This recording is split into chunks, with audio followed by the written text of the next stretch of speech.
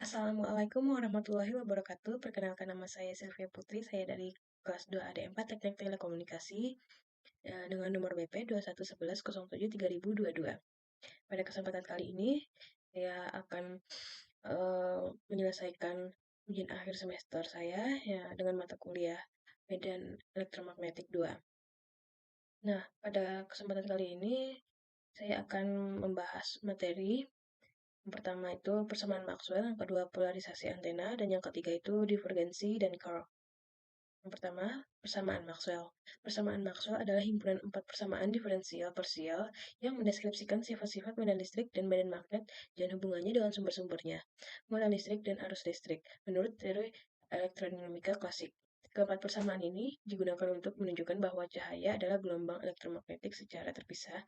Keempat persamaan ini masing-masing disebut sebagai hukum Gauss untuk magnetisme, hukum induksi Faraday, dan hukum Ampere.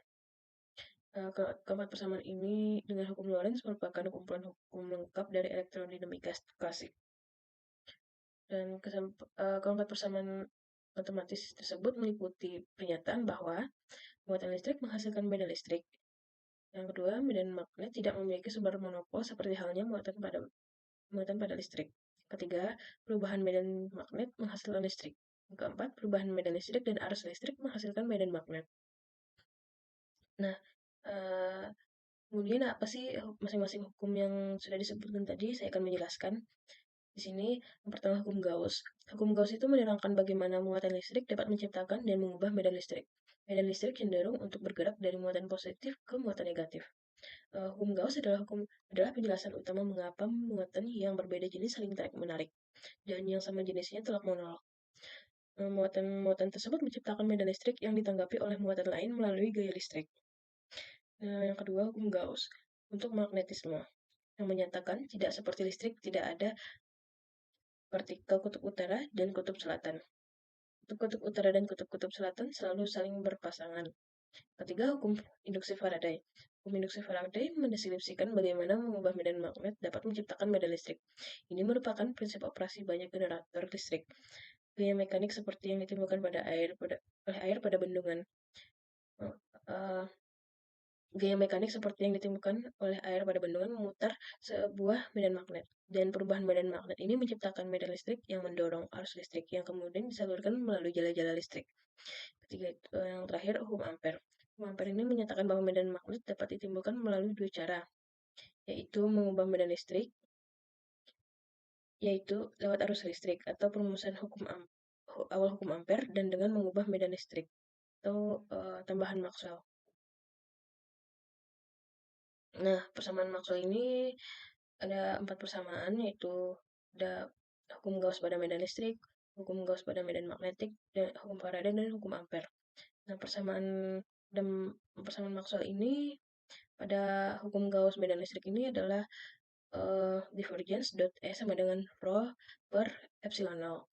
Sedangkan hukum Gauss pada medan magnet itu adalah divergence dot B sama dengan 0. Pada hukum Faraday yaitu divergence cross E sama dengan min do B per do T.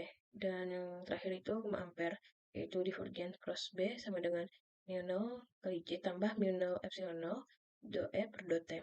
Nah, di sini merupakan persamaan pada integralnya. Nah, persamaan Maxwell 1 ini merupakan hukum Gauss pada medan listrik. Bagaimana prosesnya ini bisa dilihat pada gambar di sini.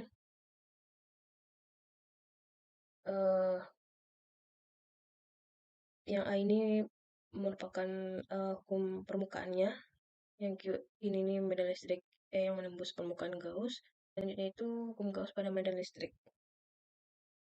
Nah, hukum Gauss pada medan listrik tadi yang sudah disebutkan itu persamaan integralnya seperti ini. Nah, yang sisi kiri ini yang mengintegrasikan atau menjumlah flux medan listrik yang menembus permukaan A. Dan yang sisi kanan ini total muatan yang dilingkupi permukaan Gauss.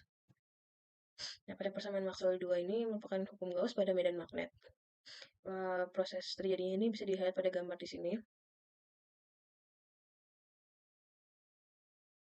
Nah, selanjutnya hukum Gauss pada medan magnet. Hukum Gauss pada medan magnet yang tadi ini merupakan persamaan integralnya. Ya, sisi kiri ini merupakan yang mengintegrasi atau menjumlahkan flux medan magnet B yang menembus keluar dan masuk permukaan A. Yang sisi kanan ini merupakan total muatan yang dilingkupi permukaan Gauss. Selanjutnya persamaan Maxwell ketiga. Persamaan Maxwell ketiga yang hukum Faraday ini.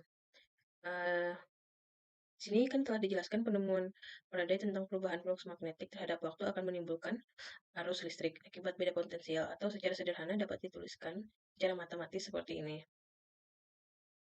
Dan ini adalah proses terjadinya bagaimana hukum Faraday ini terjadi.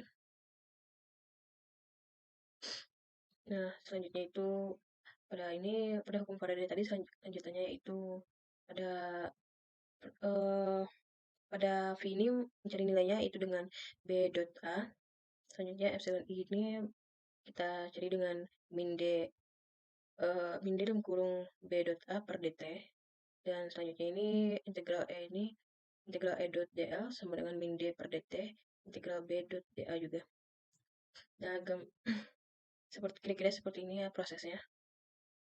Selanjutnya yang persamaan Maxwell yang terakhir yaitu modifikasi hukum Ampere. Dan kita telah membahas hukum Biot-Savart yang menyatakan bahwa di sekitar kawat yang dialiri arus listrik akan timbul medan magnet. Jika kita hitung medan magnet B sejauh R dari kawat yang dialiri arus sebesar I, maka secara matematis hal ini dapat dituliskan dalam persamaan di bawah ini. Dan seperti inilah prosesnya jika digambarkan.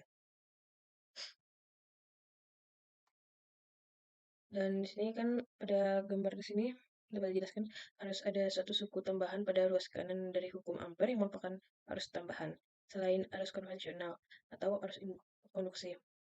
Maxwell menambahkan suku tambahan ini sebagai arus perpindahan. Jadi persamaan Maxwell yang keempat ini merupakan penambahan suku tambahan. Jadi hukum Maxwell yang terakhir ini merupakan yang disempurnakan, yang dipakai sampai sekarang. Nah, selanjutnya yang kedua itu polarisasi antena dan jenis antena. Polarisasi antena yaitu arah hambatan gelombang elektromagnetik yang dipancarkan oleh antena. Dari gambar di sini terlihat bahwa gelombang elektromagnetik yang dipancarkan oleh antena adalah dua, yaitu medan listrik dan medan magnet. Bagaimana antena dibangun berpengaruh pada penerimaan dan pengiriman gelombang, yang berpengaruh hanya satu bidang polarisasi saja, yaitu bidang E. Sehingga memungkinkan untuk memilih sinyal yang berbeda pada frekuensi yang sama, contohnya pada sistem satelit. Nah, pada gambar di bawah ini dapat dijelaskan bahwa arah hambatan medan listrik dan medan magnet, di mana medan listrik itu arah hambatnya tegak lurus, sedangkan medan magnet itu arah hambatannya itu mendatar. Nah, bentuk-bentuk polarisasi antena. Bentuk-bentuk polarisasi antena ini ada 3, yaitu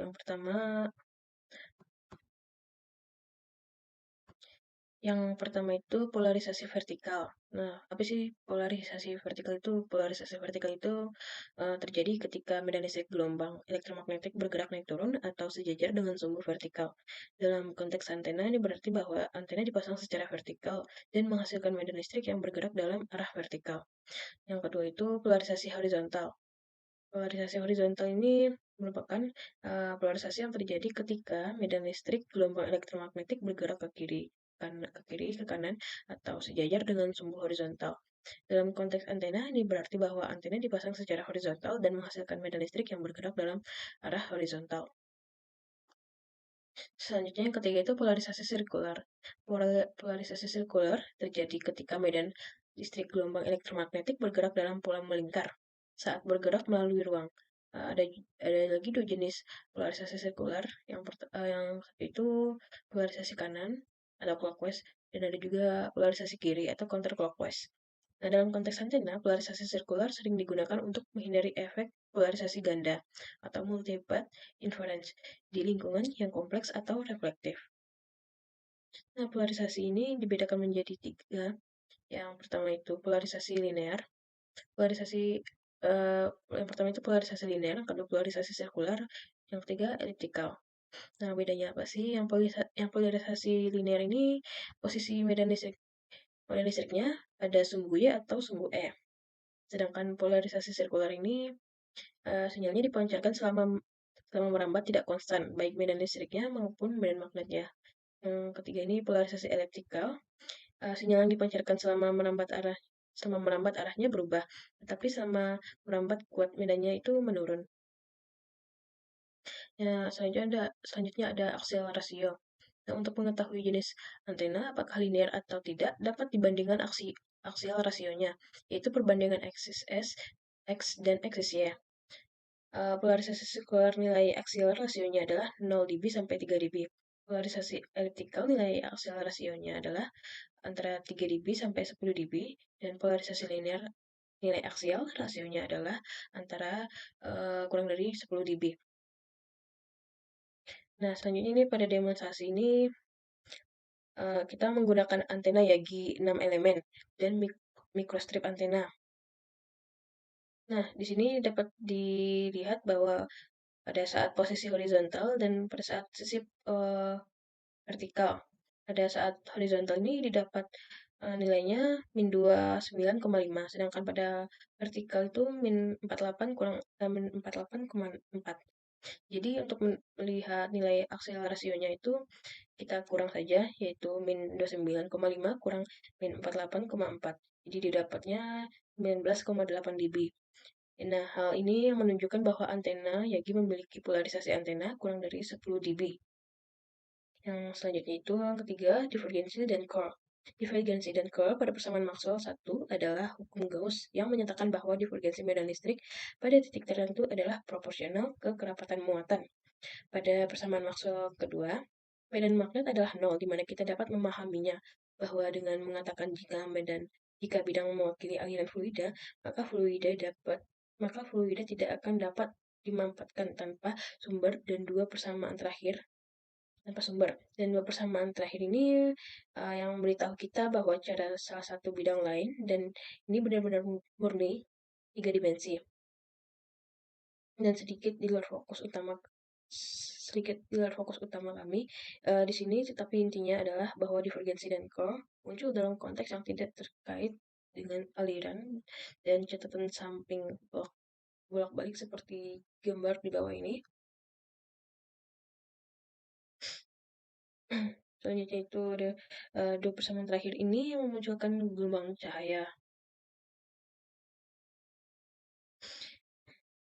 Nah, di sini perkalian titik antara divergensi dan fungsi bidang vektor dan curl ditulis sebagai perkalian silang yang serupa. Terkadang diberitahu bahwa ini hanya trik notasi yang melibatkan setiap perhitungan penjumlahan tertentu dari turunan dan memperlakukan divergensi seolah itu vektor. Nah, untuk persamaannya itu seperti ini. Itu div f sama dengan divergence.f. Selanjutnya ini merupakan ini persamaan dot, dan ini perkalian cross, ini ada perkalian dot.